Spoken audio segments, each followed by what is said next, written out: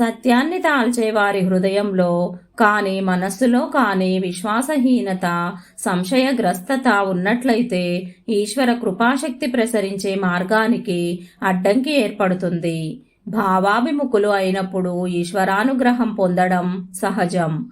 కానీ తన శక్తి సామర్థ్యాల ద్వారా కానీ ధారణాశక్తి ద్వారా కానీ దాన్ని పట్టుకోవడము, దాని సహాయంతో ఆత్మశక్తిని వికసింపచేసుకోగలగడము చాలా కఠినం.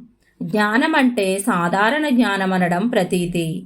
కానీ వైజ్ఞానిక అర్థంలో పుస్తకాల్లో రాసిపెట్టిన జ్ఞానమని కానీ ఆలోచనల తర్క వితర్కాలని కానీ అర్థం కాదు. అది భావము కాదు, కల్పన కాదు. కానీ అది ప్రత్యక్ష దర్శనం లేదా ప్రత్యక్షానుభూతి. అంటే విశిష్ట జ్ఞానాన్నే విజ్ఞానం అంటారన్నమాట. దాన్నే ఆత్మజ్ఞానం అంటారు. దృష్ ధాతువుకు జ్ఞానమని అర్థం. ఆ ప్రకారంగా దర్శన శబ్దానికి వాస్తవమైన అర్థమే జ్ఞానం. ఏ వస్తువు లేదా తత్వం విశ్వ బ్రహ్మాండంలో అనంత రూపాల్లో పరివ్యాప్తమై ఉందో, ఎల్లలు లేని మార్చజాలని ఆ వస్తువు లేదా తత్వం తాలూకు దర్శనమే జ్ఞానమే ఆత్మదర్శనానికి అంటే బ్రహ్మదర్శనానికి సంజ్ఞ. అదే పరమాత్మ. దాన్ని గురించిన అనుభవం పొందగలం. అందుకే శాస్త్రకారులు ఆత్మాహ వై గురురేకః వంటివి చెప్పారు. ఆత్మే గురువు పరిభాష. అస్థిరం లేదా క్షణికం అయిన భక్తిని భక్తి అని అనరు. స్థిర భక్తే ప్రయోజనకరమైనది. భక్తుడు భగవంతుడు ఏకమయ్యే స్థితే స్థిర భక్తికి యథార్థమైన ప్రాతిపదిక. తెలుసుకునేవాడు తెలుసుకోదగింది తెలుసుకున్నది మూడు ఏకమైన స్థితే విజ్ఞానావస్థ. దీన్నే యథార్థ భక్తి లేదా జ్ఞానం అంటారు.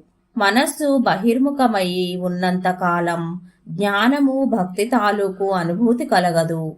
అవి ఆవృతమయ్యే ఉంటాయి. కానీ మనస్సు అంతర్ముఖమైన తరువాత ఈశ్వర కృప వల్ల బ్రహ్మ మార్గంలో నడిచే సమర్థత కలుగుతుంది. అప్పుడు ఆవరణ తొలగుతుంది. ఆత్మవంతుడయ్యే స్థితిలో అంటే ఆత్మబోధ కలిగే స్థితిలో ధర్మం తాత్విక స్వరూపం వెల్లడవుతుంది. ధర్మస్య తత్వం నిహితం గుహాయాం, గుహాయాం నిహితం బ్రహ్మ శాశ్వతం. ధర్మం తాలూకు వాస్తవతత్వం రహస్య గుహలో నెలకొని ఉంటుంది. గుహలో నిలిచి ఉన్నదే శాశ్వత బ్రహ్మం. ఈ గుహే కనుక ఏ పర్వత గుహో అయి ఉన్నట్లయితే అందరూ పర్వత గుహలకు పోయి ధర్మతత్వాన్ని అంటే జ్ఞానాన్ని తెచ్చుకొని వచ్చేవారు. కానీ ఇది మానవ శరీరంలో కూటస్థ రూపంలో ఉండి విరాజిల్లుతున్న గుహ. దీన్ని గగన గుహ అని కూడా అంటారు. కూటస్థం మధ్యలో ఒక చుక్క మాదిరిగా ఉండేది. దాంట్లోకి కనుక మనస్సు ప్రవేశించిందంటే చిన్మయమైన అంటే చేతనారూపమైన అణువు ప్రత్యక్షమవుతుంది. అంటే ఒక చిన్మయ ప్రత్యక్షతత్వం అనుభూతమవుతుంది. అప్పుడు ధర్మానికున్న ప్రకృతి అంటే వాస్తవతత్వం లేదా గూఢ రహస్యం వెల్లడవుతుంది. ఇది కేవలం ప్రాణకర్మ ద్వారానే సంభవం. యోగులందరూ కూటస్థుణ్ణి దర్శిస్తారు. అందువల్ల యోగిరాజులు మార్చి 29వ తేదీన ఇలా రాశారు. अंतर्भेद खुलायाने भीतर भीतर श्वासा चलने का राह मिला मन ध्यान शब्द ये ही असल है इसी को योगी लोग गहर कहते हैं. అంటే లోపల చోటికి ప్రవేశించడానికి దారి తెరుచుకున్నది. అంటే లోపలే శ్వాస ఆడే స్థితి కలిగింది.